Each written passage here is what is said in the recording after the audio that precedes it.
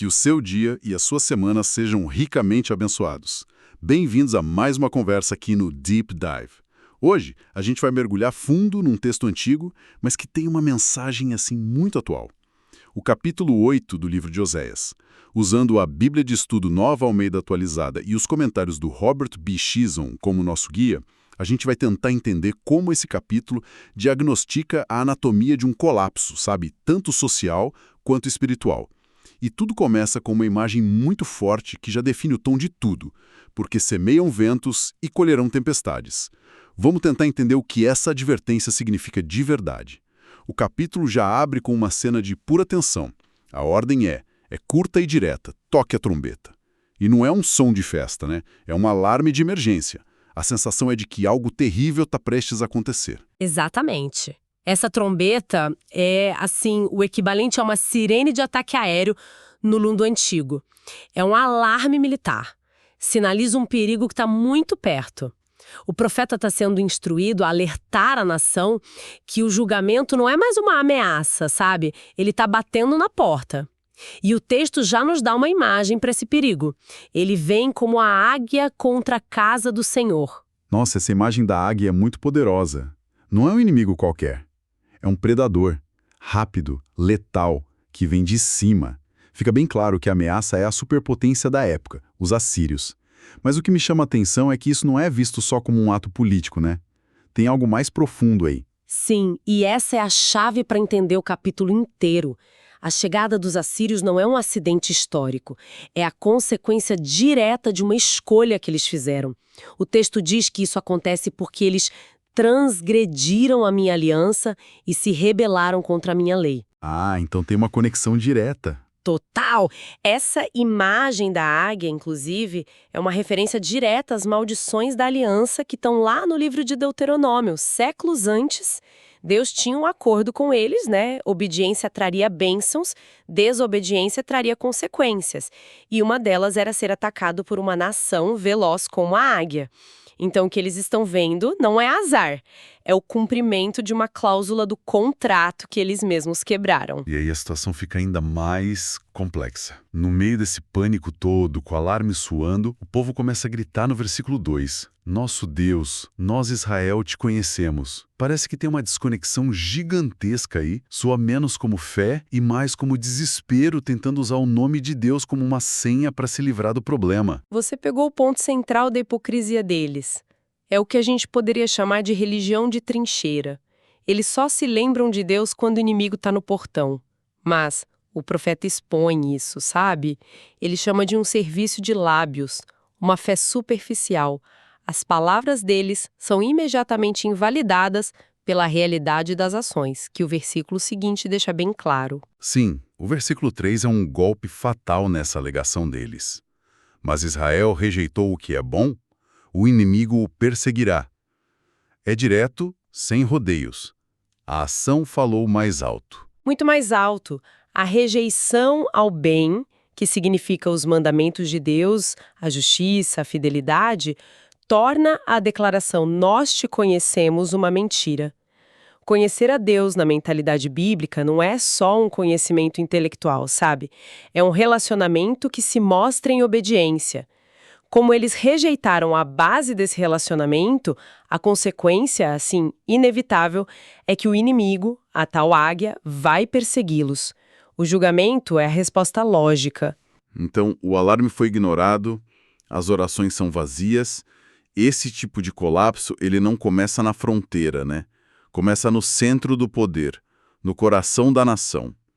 E o texto nos leva justamente para lá, apontando duas raízes para o problema: a liderança e a abominação. Perfeito.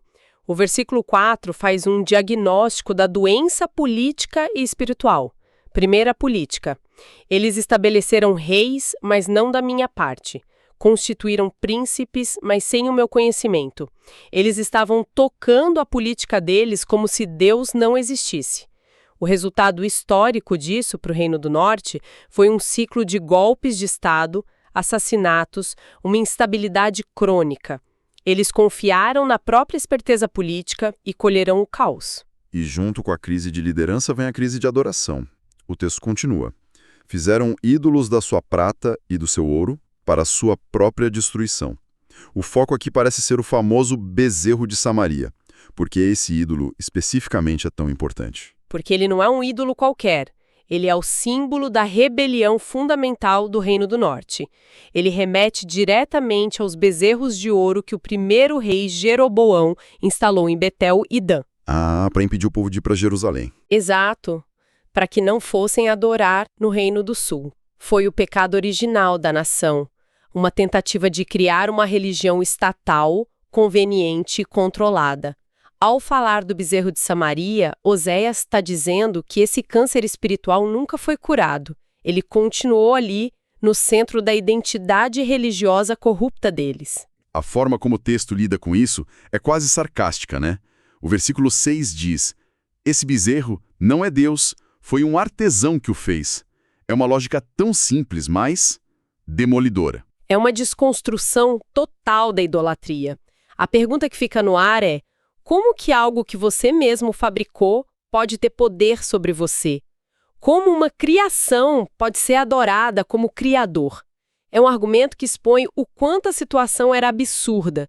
E a profecia de que o bezerro seria quebrado em pedaços serve como a prova final da sua impotência. Um Deus que pode ser destruído por um inimigo não é Deus, né? Faz todo sentido. A destruição do ídolo seria a lição prática final sobre a tolice de quem o adorava. E essa tolice, tanto na política quanto na religião, essa aposta no vazio nos leva direto para a metáfora mais famosa do capítulo, no versículo 7. Sim, a metáfora que captura a essência de todo o esforço deles. Porque semeiam ventos e colherão tempestades. É uma imagem do campo, mas com uma profundidade imensa. Vamos analisar isso. Semear ventos. O que isso significava na prática para eles? Semear vento é investir energia, recursos, esperança em coisas que não têm substância. É fútil. No contexto deles, o vento era a idolatria, adorar um Deus que não existe, e também a política externa, que era baseada em alianças frágeis, traiçoeiras, em vez de confiar em Deus.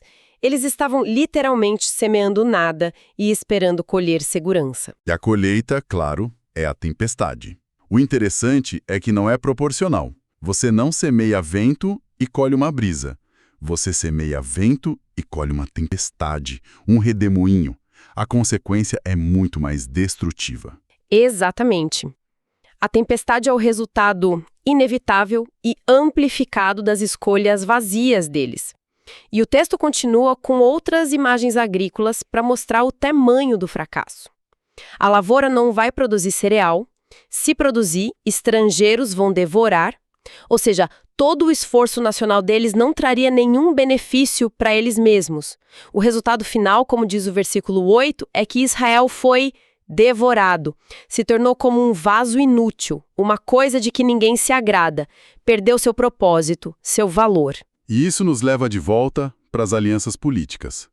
O texto menciona que eles foram pedir ajuda à Assíria. Essa busca por segurança externa é descrita como as imagens bem fortes. São duas imagens brutais que mostram o nível da disfunção. Primeiro, a nação é comparada a um jumento selvagem que segue o seu próprio rumo. Pensa nesse animal. Ele é teimoso, age por puro instinto, é indomável.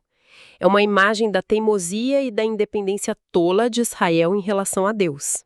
E a segunda imagem é ainda mais devastadora, né? Sim, é a de uma prostituta que, em vez de ser paga, ela contratou amantes. É uma inversão completa da lógica. Israel, em vez de ser fiel à sua aliança com Deus, estava pagando a outras nações, como a Síria, por proteção. Eles não estavam só sendo infiéis, estavam pagando pela própria subjugação. Que loucura. É uma visão muito poderosa do comportamento autodestrutivo. E aí a gente chega na ironia mais trágica de todas, né? A nação que eles contrataram para ser a salvadora se tornaria exatamente o instrumento da sua destruição. O poderoso rei da Assíria, a quem eles pagaram buscando socorro, seria o mesmo rei que os levaria para o exílio. A solução humana deles virou a ferramenta do juízo divino. Semearam o vento da diplomacia vazia e colheram a tempestade da invasão. O curioso é que, olhando de fora, eles mantinham as aparências. O versículo 11 diz que Efraim multiplicou altares. Para um observador casual, poderia até parecer um povo muito religioso. Mas como que mais altares se transformam em altares para pecar? Esse é o coração do ritualismo hipócrita. O problema nunca foi a falta de rituais, mas a ausência de um coração transformado por trás deles. Eles multiplicavam os atos religiosos, os sacrifícios, mas continuavam vivendo em injustiça, em idolatria. Entendi. Sacrifícios oferecidos sem uma devoção sincera, sem obediência, não são só inúteis, são uma ofensa. Os altares viraram locais de pecado porque a intenção por trás da religiosidade estava totalmente corrompida. Era uma tentativa de manipular Deus, não de se relacionar com Ele. E a punição para essa religiosidade oca é descrita de forma simbólica. Eles voltariam para o Egito, mas eles não foram para o Egito, foram para a Síria. O que essa referência quer dizer? O Egito, na história de Israel, é o símbolo máximo da escravidão. Foi de lá que Deus os libertou. Então dizer que eles voltarão para o Egito significa que eles vão retornar a um estado de cativeiro, de escravidão. Ao rejeitarem a aliança e a liberdade que Deus deu, eles estavam, na prática, escolhendo voltar a ser escravos, só que dessa vez sob um novo mestre, a Assíria. O exílio assírio era um novo Egito deles. E o capítulo termina com uma acusação final que parece resumir tudo, e que inclui também o reino do sul, Judá. Versículo 14. Porque Israel se esqueceu do seu Criador e edificou palácios, e Judá multiplicou cidades fortificadas. Essa é a definição perfeita de autossuficiência. Os dois reinos caíram no mesmo erro, esqueceram a fonte da sua existência e segurança e passaram a confiar nas suas próprias criações. Os palácios representam o orgulho, o luxo, e as cidades fortificadas, o poderio militar. Eles olhavam para seus muros altos, seus exércitos, e se sentiam seguros. Eram fontes de falsa segurança. Exato. Se tornaram os verdadeiros ídolos deles. E o ciclo se fecha de forma inevitável. A frase final é: por isso enviarei fogo contra as suas cidades, fogo que consumirá as suas fortalezas. Exatamente. O juízo final viria na forma de fogo, trazido pelos exércitos inimigos.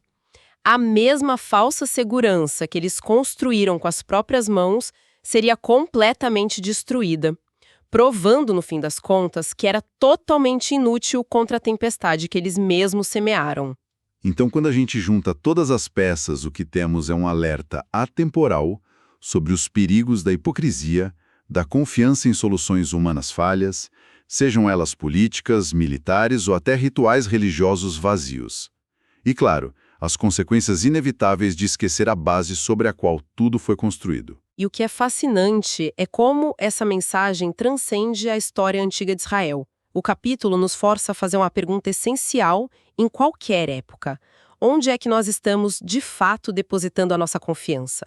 Nossas ações diárias, nossas decisões sobre pressão, elas estão alinhadas com as crenças que a gente diz ter? É uma reflexão profunda sobre coerência entre fé e prática, entre o que a gente diz e o que a gente realmente faz. O texto critica a construção de palácios e cidades fortificadas como um sintoma de esquecimento e de falsa segurança. Isso me faz pensar. Na nossa vida hoje, quais são as cidades fortificadas e os palácios que a gente constrói para nós mesmos? Talvez a carreira, a segurança financeira, nossas ideologias. Será que essas coisas estão nos dando uma sensação de controle, mas ao mesmo tempo nos desviando daquilo que é verdadeiramente essencial? Que Deus abençoe todos os ouvintes.